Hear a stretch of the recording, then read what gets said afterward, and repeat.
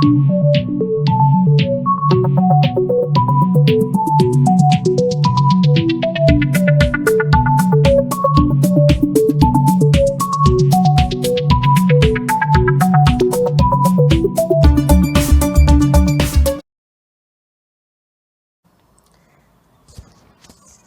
moment of inertia of an I section.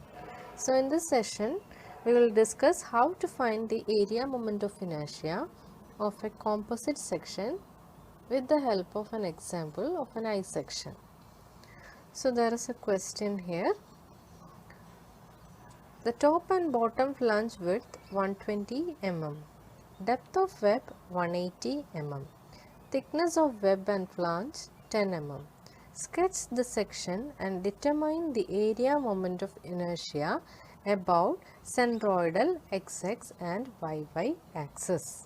So in this question, the figure is not given. So the first step is to draw the figure as per the given dimensions. So if you draw the figure, it will be like this. An I section, it is given in the question that the top and bottom flanges are having the width 120 mm. There are sections in which top flange and bottom flange differ in dimensions. So this is the case of a symmetric I section where top and bottom flange are having same width. Then depth of web means the distance between these two flanges. The depth of web is given as 180 mm. The thickness of both flange and web are given as 10 mm. So once you draw the figure, the immediate step is to locate the centroid of the whole composite area, that is centroid of this entire section. To know how to find the centroid of composite areas, you can watch another video. The link is given in the description box. In this particular case, since this is a symmetric figure about both x and y axis, that we can have a vertical axis of symmetry as well as a horizontal axis of symmetry.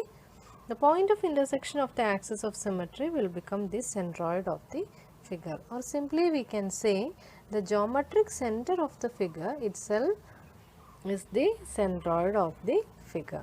That is, we can locate the centroid G at a depth 90 mm from the bottom of the flange, the center of the width, that is 5 mm from the descent or 5 mm from descent. Now onwards we will refer another figure in which all other details are marked. So once we locate the exact centroid of the figure, then the next step is to divide the composite area into a number of simple sub areas. So in this particular case, we can divide this I section into 3 rectangular sections, isn't it? So this is named as 1, the web portion is named as 2, and the top flange is named as 3. So divide the composite area to simple basic shapes. Okay. Now the next step is to locate the centroid of each sub area. This is the centroidal x axis and this is the centroidal y axis. Why? Because this x axis is passing through the centroid, so it is centroidal x axis. This y axis is passing through the centroid, so it is centroidal y axis.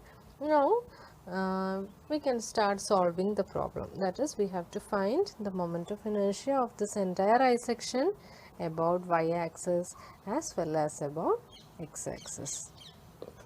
At first, let us consider the moment of inertia of the section about y axis. For that, you have to notice one thing, that is the centroid of the sub areas, that is G1, G2 and G3 lie on the same line as that of G, or we can say the centroids G1, G2 and G3 coincides with the, or they lie on the centroidal y axis itself.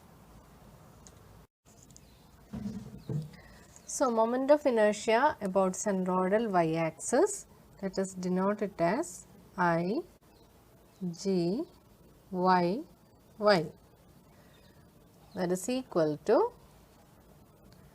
I, G1, YY plus I, G2, YY plus I, G3, Y. That is, you have to find the moment of inertia of first figure about its own centroidal axis plus moment of inertia of the second figure about its own centroidal axis plus moment of inertia about the third figure about its own centroidal axis. Okay. That is equal to, what is I, G1 YY? That is moment of inertia of first figure about its own centroidal axis. So, first figure is this rectangle. The centroidal y-axis of this rectangle will be here itself. That is, it coincides with the centroidal y-axis of the entire figure.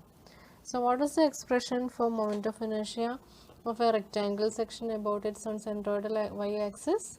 That is equal to 1 by 12 dB cube, isn't it? So, 1 by 12 dB cube. So, D is 10 mm, B is, so dB cube plus, we will consider the second figure. In the second figure also, the centroidal y-axis of the second figure, that is this axis, it is coinciding with the centroidal y-axis of the entire area. So, here also we can directly use the formula dB cube by 12, that is 1 by 12 into, what is depth here? Here depth is 180. 180, that is dB cube, that is 10 cube, plus again third area is exactly the same as the first area. So, the value will be again 1 by 12 dB cube, that is 1 by 12 into 10 into 120 cube.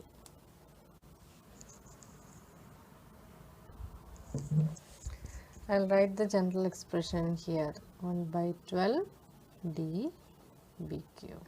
Okay. Let it be in a box.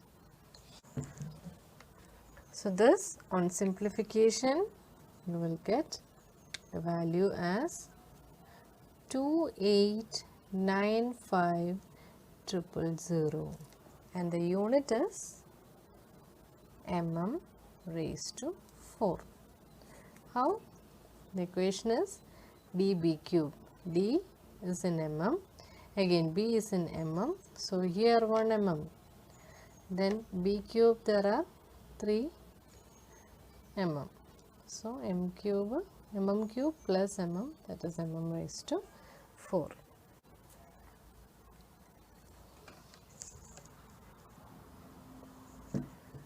For those who are having confusion on how to find out the moment of inertia of a rectangle section, there is a simple trick. So, this is a rectangle of depth D and width B. G is the centroid of the rectangle section. How we locate that?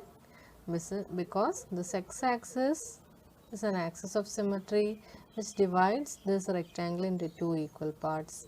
Y-axis is another axis of symmetry which again divides the rectangle into two equal parts. So, the intersection of these two will give the centroid of the rectangular section.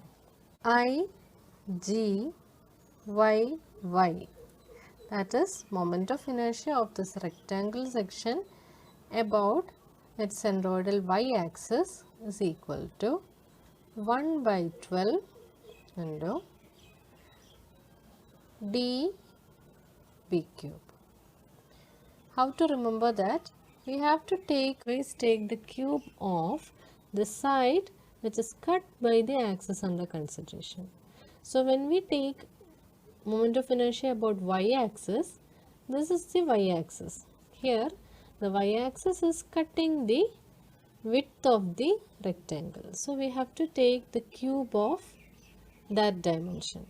So the equation will be 1 by 12 dB cube. To find the moment of inertia about x-axis, it will be equal to 1 by 12 into b d cube. Here if you observe, you can see that the x-axis cuts the depth. So we are taking the cube of depth here. So now let us find the moment of inertia of this figure about the centroidal x-axis. So this is the centroidal x-axis as we have fixed earlier. Now consider the first figure. We have already marked the centroid of the first figure G1 here. So what is the centroidal x-axis of G1?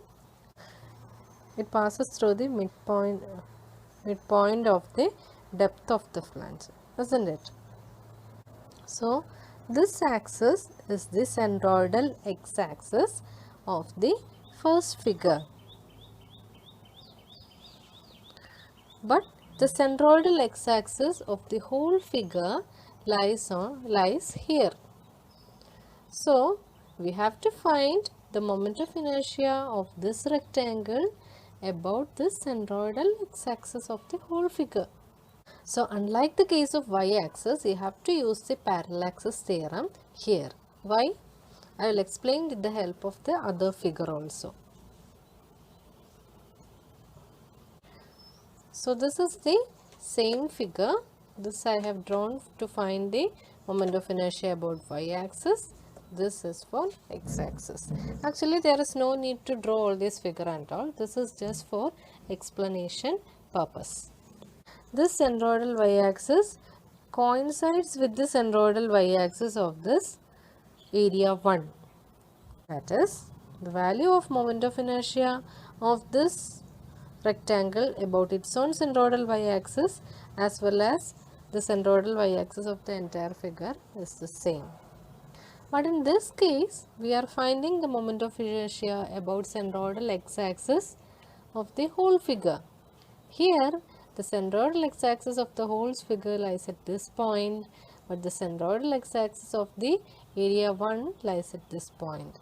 So we have to use a transfer theorem here. That is, we have to first find the moment of inertia of this area about its own centroidal axis. Then we have to transfer it to the centroidal axis of the whole figure. For that, we have to use parallaxes theorem. In the second figure, the centroid of the rectangle coincides with the centroid of the I section. So here centroidal x-axis of the area 2 as well as the centroidal x-axis of the whole figure is coinciding. So there is no need to use parallaxes theorem here. But in the third case, again as in the first case, the centroidal x-axis of the third figure as well as the centroidal x-axis of the entire figure are not coinciding, or they are at different points. So we have to use parallaxes theorem here. So the moment of inertia about centroidal x-axis IgXx will be equal to Ig1xx, that is moment of inertia of this first area about its own centroidal x-axis plus A1 H1 square, where A1 is the area of the first rectangle, H1 is the perpendicular distance between the centroid of the first rectangle and the centroid of the whole area. That is, this is parallaxes theorem applied to first area, plus for the second figure we can directly use the moment of inertia equation. I G2 XX I G3 XX plus A3 H3 square, that is equal to, what is Ig1 XX?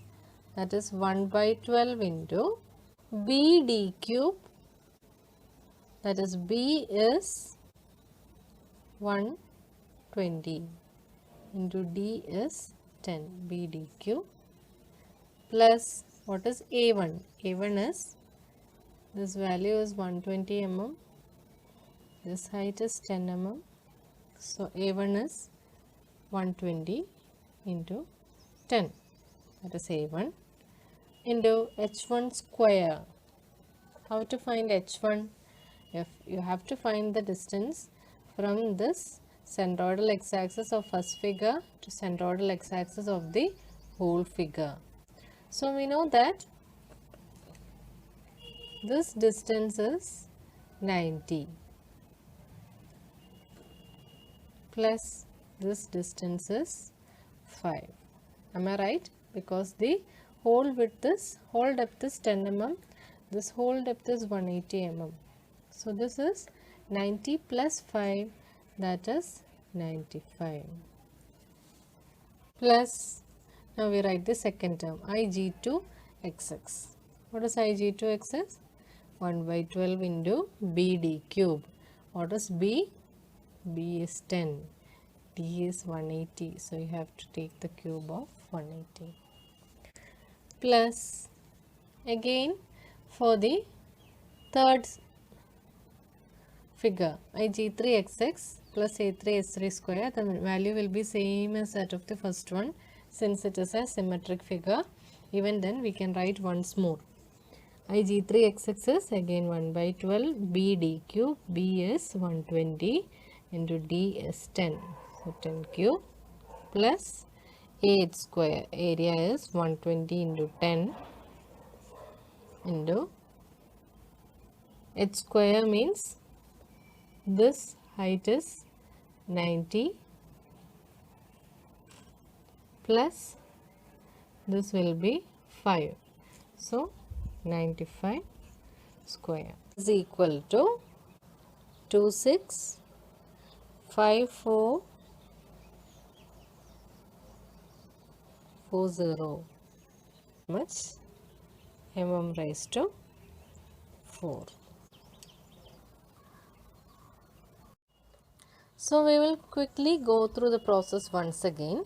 So when we get a composite area, first you have to plot the area, then you have to find the centroid of the area, then you have to divide the area into simple sub areas like 1, 2 and 3. Then you have to find out the moment of inertia about the centroidal y-axis as well as centroidal x-axis. So in this particular case, the centroidal y-axis of the composite area coincides with the centroidal y-axis of each sub-area. So there is no need to use parallel axis theorem. We can directly add the moment of inertia of each sub-area about its own centroidal axis. That is, we have done here Ig. Then to find the moment of inertia about the centroidal x-axis, in this particular problem the centroidal x-axis of the composite area lies here, but the centroidal x-axis of the first area as well as the third area does not coincide with the centroidal x-axis of the whole area. So we have to use the parallel axis theorem here. But for the second area, the centroidal x-axis of the entire area as well as the centroidal x-axis of the second area coincides. So there is no need to use parallel axis theorem in this second figure. So we have applied the parallel axis theorem here and we got the answer as this one.